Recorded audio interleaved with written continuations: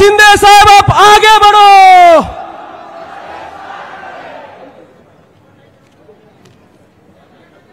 छत्रपती शिवाजी महाराज की जय भवानी। इकडं वॅडेश्वर आहेत, त्यांच्या पायाशी नतमस्तक होतो। नवस बोलले की नाही तुम्ही? दुर्गा देवीला कौल लावला की नाही? कारण गुहागर मध्ये यावेळी गेम बदलायचं आहे ना आपल्याला, पक्का नव्या बिडूचं नवं राज्य आणायचं ना। आणि मी हे म्हणत नाही, माझं म्हणणं नाही, इथल्या मतदारांचं म्हणणं आहे। या लोकांनी ठरवलंय परिवर्तन घडवायचं आहे, चांगला उमेदवार निवडून द्यायचा आहे।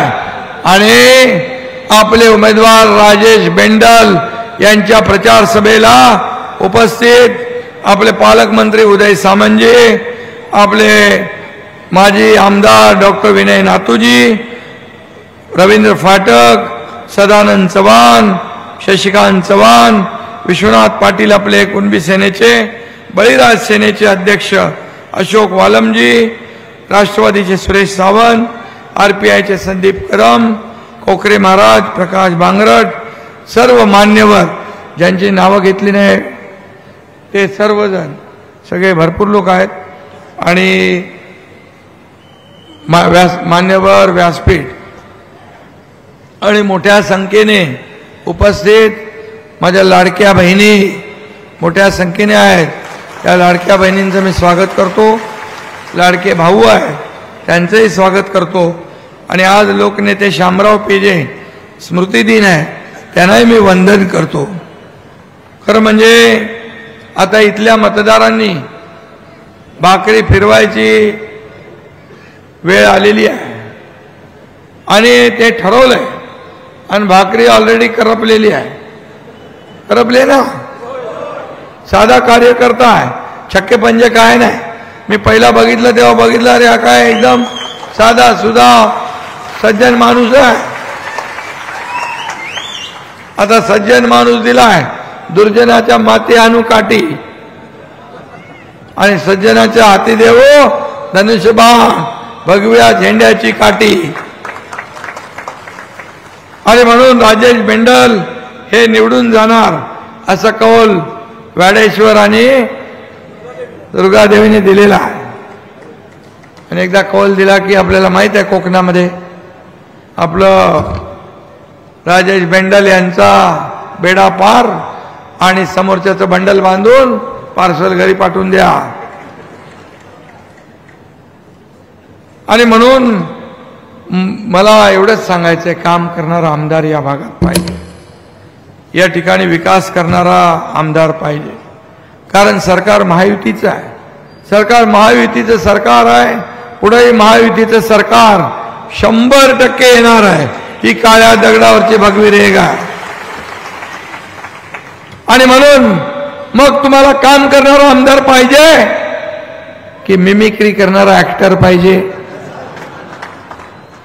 का चांगलं कॅरेक्टरवाला आमदार पाहिजे? चांगला कॅरेक्टरवाला आमदार कोण?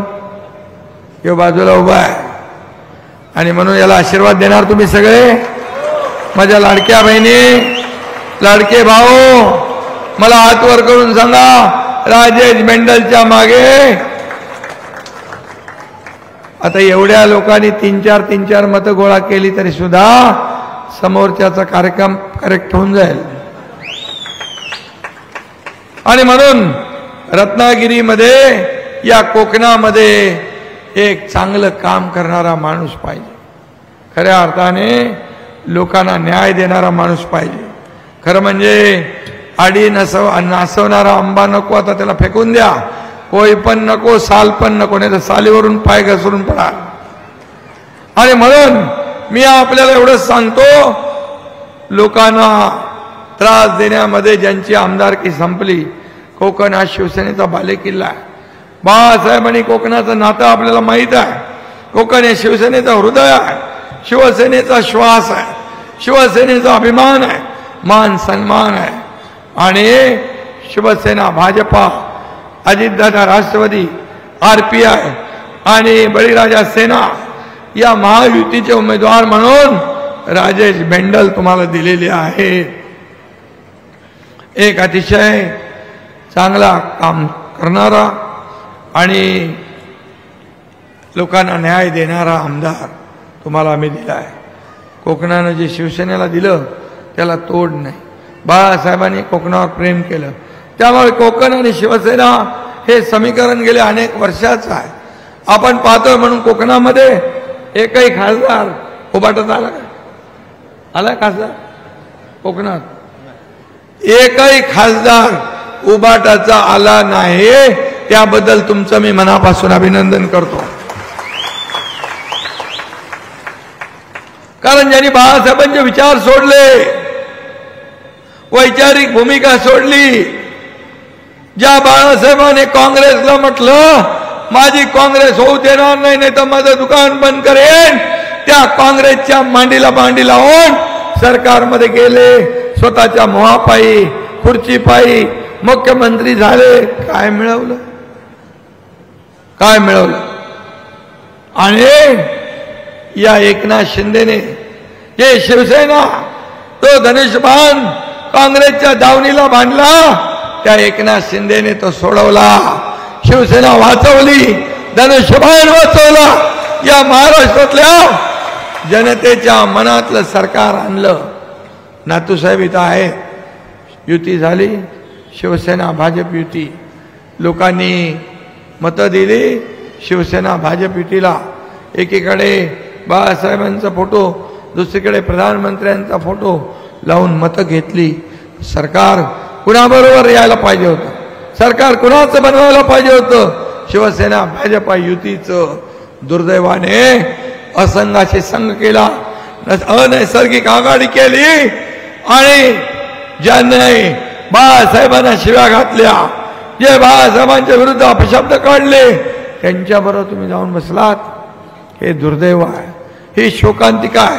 आणि म्हणून माझ्यासारख्या सर्वसामान्य कार्यकर्त्याने मलाही तुम्ही लाईटली घेतलं, हलक्यात मला घेतलं, पण मी तुमचा टांगा पलटी करून टाकला, सरकार बदलून टाकलं, लोकांच्या मनातलं सरकार आणलं, लोकांच्या माझ्या माय भगिनींच्या मनातलं सरकार आणलं. आणि म्हणून मला अभिमान आहे, 50 आमदार 13 खासदार या सर्वसामान्य एकनाथ शिंदेवर विश्वास ठेवतात. एक नगरसेवक, ग्रामपंचायत सदस्य इकडून तिकडे जाताना विचार करतो, पण कुणीही विचार केला नाही. मी मंत्री होतो, माझ्यावर 7-8 मंत्री होते. सत्तेतून आम्ही बाहेर पडलो, लोक सत्तेच्या बाजूने जातात, सत्तेच्या विरुद्ध आम्ही गेलो. कारण आमची लढाई विचारांची होती, आमची लढाई वैचारिक होती, आमची लढाई बाळासाहेबांचे विचार ज्यांनी खतम केले त्यांच्या विरुद्ध होती. आणि म्हणून आम्ही धाडसी पाऊल उचललं आणि सरकार बनवलं लोकांच्या मनातलं. अरे आम्हाला पहिल्या दिवसापासून तुम्ही गद्दार म्हणता, आम्हाला पहिल्या दिवसापासून म्हणता सरकार पडणार पडणार पडणार, पण तुमच्या आशीर्वादाने सरकार मजबूत होत गेलं, सरकार तगडं झालं, सरकार योजना करू लागलं. आणि मला अभिमान आहे,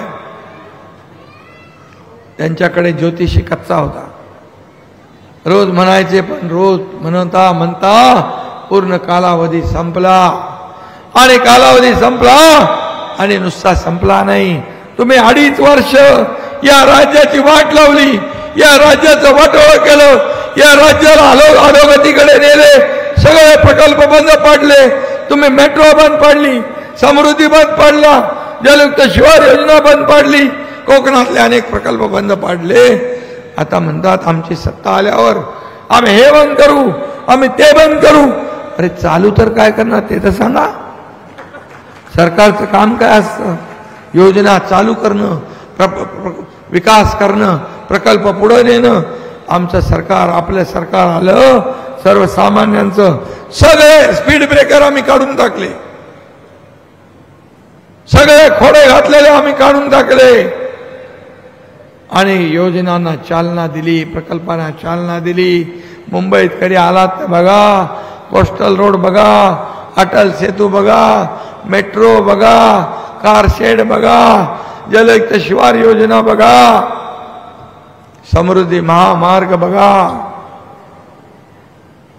तुम्हाला आनंद वाटेल की सरकार काम करणारं सरकार। आणि दुसरीकडे कल्याणकारी योजना, उद्योग मंत्री इकडे आहेत, उद्योग पळवला उद्योग पळवला उद्योग पळवला, किती लाख कोटीचे उद्योग आणले हो उदय सामंत? 5 लाख कोटीचे उद्योग या महाराष्ट्रामध्ये आणण्याचं काम आपल्या सरकारने केलंय। आपलं सरकार नव्हतं, महाविकास आघाडी सरकार होतं, त्या आपला 3ऱ्या नंबरवर होतो, गुजरात कर्नाटक 1ल्या नंबरला होत। देवेंद्रजी आणि आम्ही शपथ घेतली, पहिल्या 6 महिन्यात पुन्हा महाराष्ट्र नंबर 1 ला आम्ही आणला। महाराष्ट्रात उद्योग येऊ लागले, इंडस्ट्री फ्रेंडली स्टेट झालं, आता उद्योगाचं फेवरेट डेस्टिनेशन झालंय, उद्योग येऊ लागले। कोका कोला कंपनी येत नव्हती, त्याला बोलवलं जात होतं, इकडे या भेटा, इकडे या भेटा। अरे कशाला?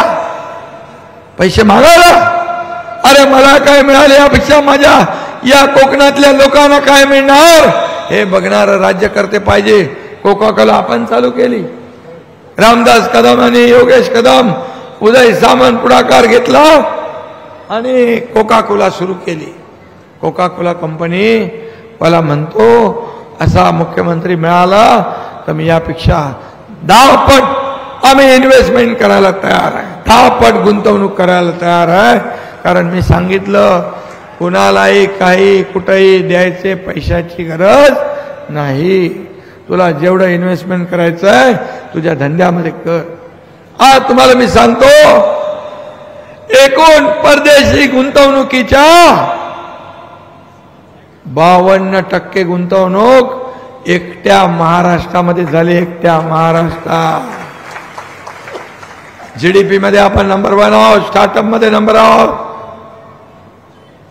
आपण उद्योगात नंबर 1 आहोत, आपण पायाभूत सुविधामध्ये नंबर 1 आहोत। हे कसं झालं? माझं काय माझं काय माझं काय बघत बसलो असतो ते हे उद्योग आले नसते। आणि म्हणून जे उद्योग गेले ते त्यांच्यामुळे गेले, त्यांना सहकार्य मिळालं नाही आणि आपल्यावर खापर फोडण्याचं काम करतायत। माझं चॅलेंज आहे, तुमच्या 2.5 वर्षात तुम्ही काय केलं ते दाखवा, तुम्ही किती उद्योग आणले ते दाखवा। आणि हा एकनाथ शिंदे 2-2.25 वर्षात किती उद्योग आणले आणि किती सुरू झाले याचा हिशोब द्यायला तयार आहे, हिशोब द्यायला तयार आहे। होऊन जाऊ दे दूध का दूध, पाणी का पाणी, कळू द्या जनतेला सत्य काय। आणि म्हणून माझ्या लाडक्या बहिणींच्या योजना आम्ही चालू केल्या। का चालू करायची नाही? लगेच पोटदुखी सुरू झाली, म्हणाली खोटी योजना आहे, ही फसवी योजना आहे, पैसे येणार नाहीत, फक्त निवडणुकाची घोषणा आहे। जसे 2 हप्ते तुमच्या खात्यात आम्ही पहिले टाकले, लगेच विरोधक म्हणू लागले लवकर लवकर काढा, लवकर लवकर काढा, सरकार काढून घेईल। अरे काय म्हणावं, हसावे की रडावं?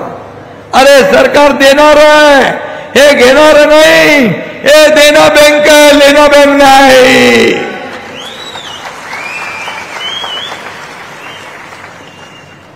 ऑक्टोबर मध्ये आम्हाला माहित होतं, आचारसंहिता भाऊ करून या ठिकाणी हे तुमचे सावत्र भाऊ, दुष्ट कपटी भाऊ हे काळा मांजर आडवं घालते।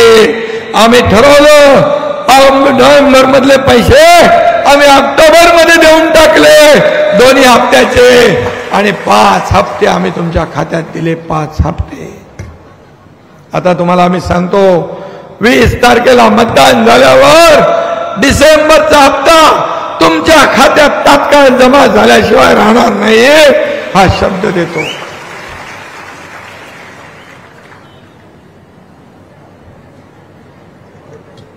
आणि हे हप्ते घेणारं सरकार नाही, हप्ते घेऊन जेलमध्ये जाणारं सरकार नाही, हे हप्ते माझ्या लाडक्या बहिणींच्या खात्यात हप्ते भरणारं सरकार आहे, भरणारं। हा फरक आहे। उद्योग गेले उद्योग गेले उद्योग गेले पळून, यामुळे सगळ्याला विरोध। पहिलं बारसू रिफायनरीला कोणी परवानगी दिली? उबाटाने, त्यांचं पत्र आहे केंद्र सरकारला लिहिलेलं, आणि स्थानिकांना रिफायनरी नको असेल तर आमचं सरकार कुठलीही जबरदस्ती करणार नाही. आम्ही विकासाचे मारेकरी नाही. आम्ही सर्वसामान्य लोकांवर जोर जबरदस्ती करणारे नाही. समृद्धी महामार्ग आम्ही केला. समृद्धी महामार्ग आम्ही केला त्यावेळेस काही लोकांनी विरोध केला. आम्ही थांबलो. त्यांना म्हणालो तुमच्या मर्जीशिवाय आम्ही पुढे जाणार नाही. आणि आज तुम्हाला मी सांगतो समृद्धी महामार्ग 15 तास 18 तास 20 तास लागत होते. 6 तासात नागपूरमधला माणूस मुंबईत पोहोचतोय. हा फरक आहे. हा फरक आहे. आता आम्हाला तुम्हाला मुंबई सिंधुदुर्ग ऍक्सेस कंट्रोल रस्ता करायचा आहे सुपरफास्ट आणि कोकणाचा विकास करायचा आहे. आम्ही जे बोलतो ते करून दाखवतो. माझ्या लाडक्या बहिणीने एवढंच सांगतो. आता काय म्हणायला लागले? म्हणाले ज्यांनी ही योजना केली त्या योजना करणाऱ्यांना त्याची चौकशी करणार आणि 10 दिवस थांबा एकनाथ शिंदेला जेलमध्ये टाकणार. अरे तुमच्या पोकळ घोषणाला आम्ही घाबरत नाही. पोकळ धमक्यांना. अरे एकनाथ शिंदे संघर्षातून आलाय, आंदोलनातून आलाय, जेल बघू आलाय. कुणाला जेलची धमकी देता? आणि माझ्या बहिणींनी तुमचा सत्तेचा मार्ग बंद केलेला आहे. सत्तेत येण्याचा विचार सोडून टाका. मुंगेरी लाल के हसेन सपने काढून टाका डोक्यातून. आणि जर माझ्या लाडक्या बहिणींच्या योजनांसाठी, लाडक्या भावांच्या योजना, प्रशिक्षण भत्त्याची योजना, शेतकऱ्यांची योजना, मुलींच्या शिक्षणाची योजना यासाठी मी दोषी असेन तर हा एकनाथ शिंदे एकदा नाही. ನಮಸ್ಕಾರ ವೀಕ್ಷಕರೇ, ಸದ್ಯಕ್ಕೆ ಇಡೀ ದೇಶಾದ್ಯಂತ ಮಹಾರಾಷ್ಟ್ರದಲ್ಲಿ ನಡೆಯುವಂತಹ ಒಂದು ಚುನಾವಣೆಯ ಬಿಸಿ ಬಿಸಿ ಚರ್ಚೆ ಶುರುವಾಗಿದೆ. ಇದೇ ಸಂದರ್ಭದಲ್ಲಿ ಮಹಾರಾಷ್ಟ್ರದಲ್ಲಿ ನಡೆಯುವ ಚುನಾವಣೆಯ ಪೂರ್ವ ಸಮೀಕ್ಷಾ ವರದಿಯೊಂದು ಹೊರಬಿದ್ದಿದ್ದು ಬಿಜೆಪಿಗೆ ಬಲದೊಡ್ಡ ಆಘಾತವನ್ನ ತಂದೊದಗಿದೆ. ಹಾಗಾದರೆ ಆ ಕುರಿತು ವಿಡಿಯೋವೊಂದನ್ನು ನಾನು ಈ ಸಂದರ್ಭದಲ್ಲಿ ಹಾಕ್ತೀನಿ, ವರದಿಯೊಂದನ್ನು ಹಾಕ್ತೀನಿ ನೋಡಿ.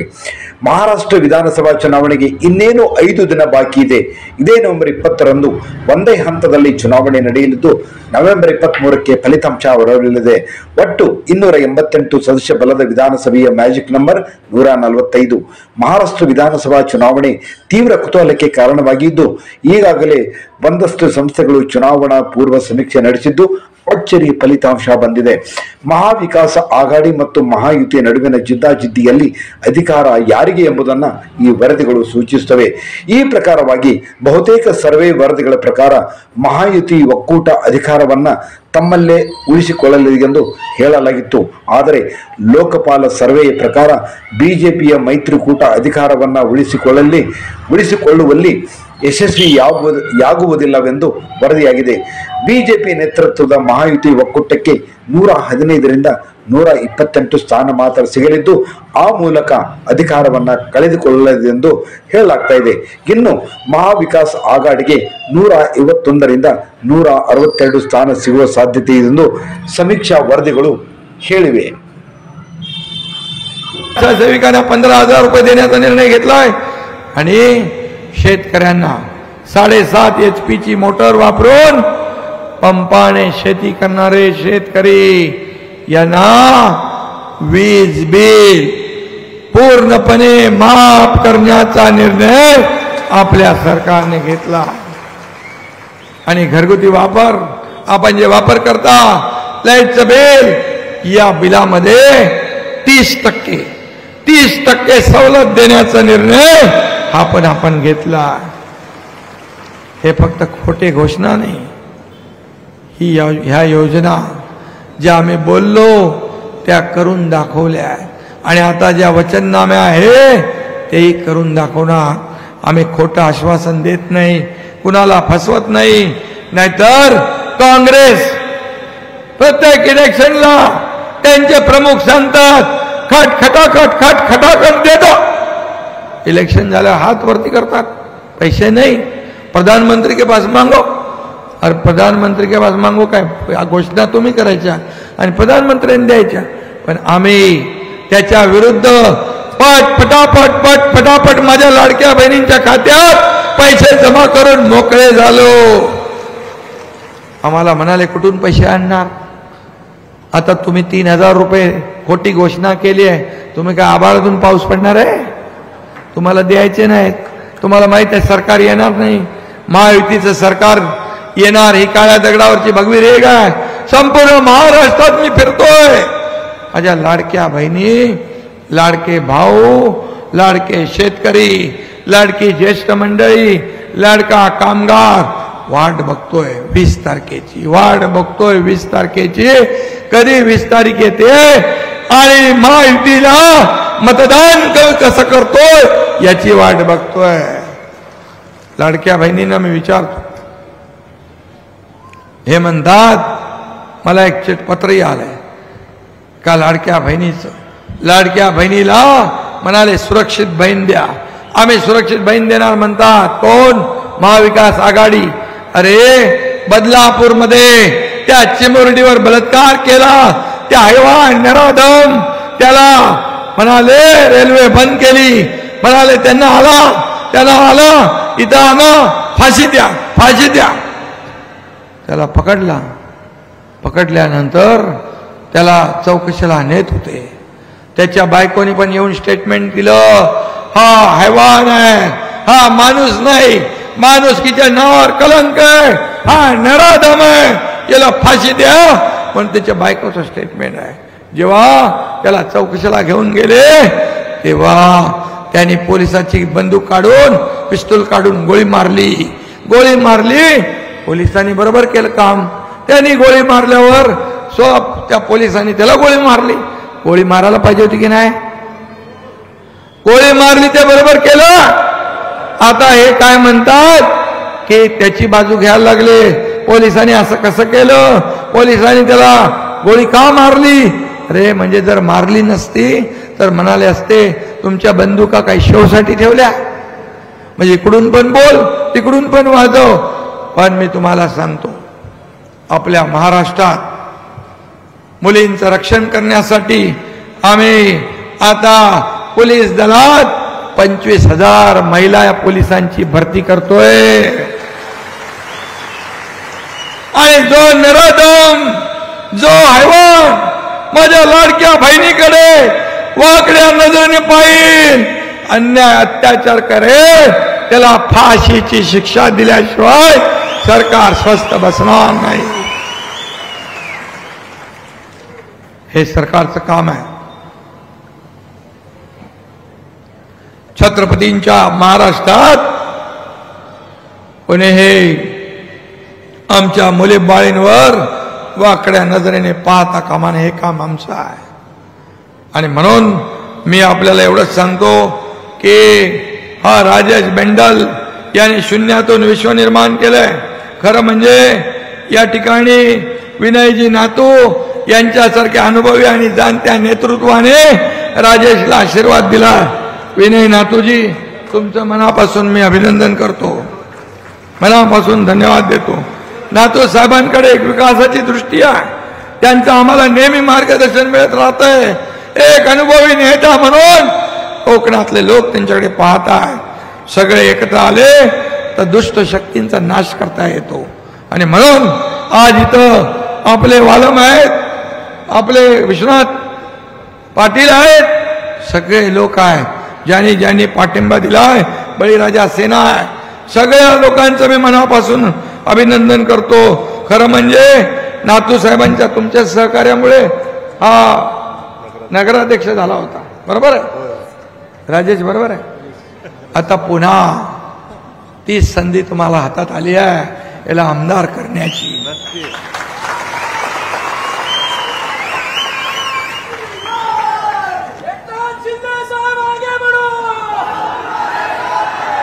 आणि मी सांगतो आपल्याला, एकनाथ शिंदे बोलतो ते करतो.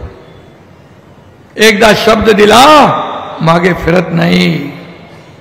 बाळासाहेबांनी आम्हाला, दिघे साहेबांनी आम्हाला शिकवलंय, एकदा शब्द देताना 10 वेळा 100 वेळा विचार करा. पण एकदा शब्द दिला की मागे फिरायचं नाही. आणि म्हणून तर सत्तेत असलेलं चालू सरकार एकनाथ शिंदे पाडू शकला, एकनाथ शिंदे पाडू शकला आणि सरकार पाडलं नाही. लोकांच्या मनातलं आम्ही सरकार निर्माण केलं, आणलं. म्हणून जर सरकार नसतं आलं, उदय सामंत सांगा किती कंपन्या आल्या असत्या, किती विकास झाला असता, किती शेतकऱ्यांना पैसे मिळाले असते, लाडक्या बहिणींना माझ्या पैसे मिळाले असते, लाडक्या भावांना प्रशिक्षण भत्ता मिळाला असता, शेतकऱ्यांना 12,000 मिळाले असते, 1 रुपयात पीक विमा मिळाला असता, लेक लाडकी लखपती योजना झाली असते. आणखी एक आपल्याला सांगतो माझ्या भगिनींनो, एक मुलगी, एका मुलीने आत्महत्या केली. मी रात्री 1 वाजता बातमी बघितली. का आत्महत्या केली? ती इंजिनिअरिंगमध्ये शिकत होती. 50% फी सरकार भरत होतो, 50% पालकांनी भरायची होती. पण पालकाची ऐपत नव्हती, पालकावर बोजा नको म्हणून त्या मुलीने आत्महत्या केली. मी त्याच रात्री 2 वाजता चंद्रकांत पाटील आपले मंत्री, त्यांना फोन केला. मी सांगितलं आपल्या राज्यात शिक्षणासाठी एक मुलगी आत्महत्या करते, या सत्तेला काय उपयोग? या सत्तेचा उपयोग काय? राज्यकर्त्याचा आपला उपयोग काय? जर आपल्या राज्यात शिक्षणासाठी वंचित राहून आत्महत्या होत असेल, ताबडतोब निर्णय घेतला. डॉक्टर, इंजिनियर, वकील जे काय बनायचं आहे त्याचा संपूर्ण खर्च सरकारने उचलण्याचा निर्णय घेतला. हे सरकारचं काम. हे सरकार कुणासाठी पाहिजे? स्वतःसाठी? स्वतःचे हिमले बांधायला, स्वतःचे बंगले बांधायला, स्वतःचे हॉटेल बांधायला? बिलकुल नाही.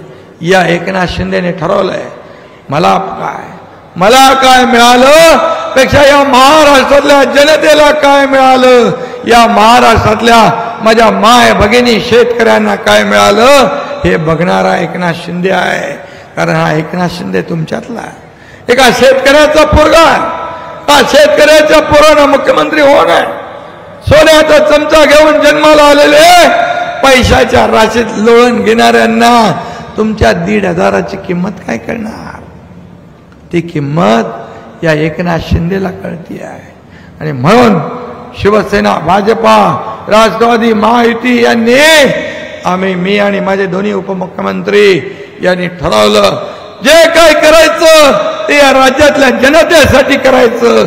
जे काय करायचं या राज्यातल्या शेतकऱ्यांसाठी, माझ्या माता भगिनींसाठी, त्यांचे अश्रू पुसण्यासाठी, त्यांच्या जीवनामध्ये बदल घडवण्यासाठी करायचं.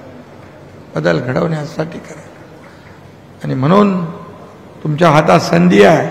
एक लोकसेवेचा वारसा, बँडल त्याचे वडील आमदार होते. आज त्याच्या हातात त्याला आपण संधी दिली आहे. आणि त्याच्याकडे काय, त्याला कुठे मुंबईमध्ये फ्लॅट घ्यायचे नाही, बंगले बांधायचे नाहीत. काय बांधायचे? गरीब माणूस आहे. एकदम आमचं निवड चांगली आहे ना, उमेदवाराची निवड चांगली आहे ना. तुझं चांगला माणूस दिलाय. कारण या एकनाथ शिंदेला पण मोह नाही आहे. मला काय, मी काय होतो? मी सर्वसाधारण कुटुंबातला एक कार्यकर्ता. मी कालही कार्यकर्ता म्हणून काम करत होतो, आजही कार्यकर्ता म्हणून काम करतोय, उद्याही कार्यकर्ता म्हणूनच मी काम करणार आहे. आणि मी स्वतःला सीएम म्हणजे चीफ मिनिस्टर नाही, मी स्वतःला सीएम म्हणजे कॉमन मॅन समजतो. कॉमन मॅन, सर्वसामान्य माणूस. आणि या राज्यातल्या कॉमन मॅनला ताकद देऊन मला त्याला सुपरमॅन बनवायचं आहे. हाच आमचा संकल्प आहे. आणि म्हणून माझ्या लाडक्या मगाशी काय हॉस्पिटलचं कुठलं काय होतं, निरामय हॉस्पिटल बंद पडलं काय? किती पैसे खर्च लागणार आहे? खर्च चालू व्हायला किती ताकद लागते? कुणाचाही असू द्या हॉस्पिटल, ते 10 कोटी जे लागतील ते 10 कोटी उद्योग मंत्री तुमच्या खात्यातून ताबडतोब द्या आणि हे हॉस्पिटल चालू करा. त्याला लागणारे पैसे उद्योग मंत्र्यांना धन्यवाद देतो.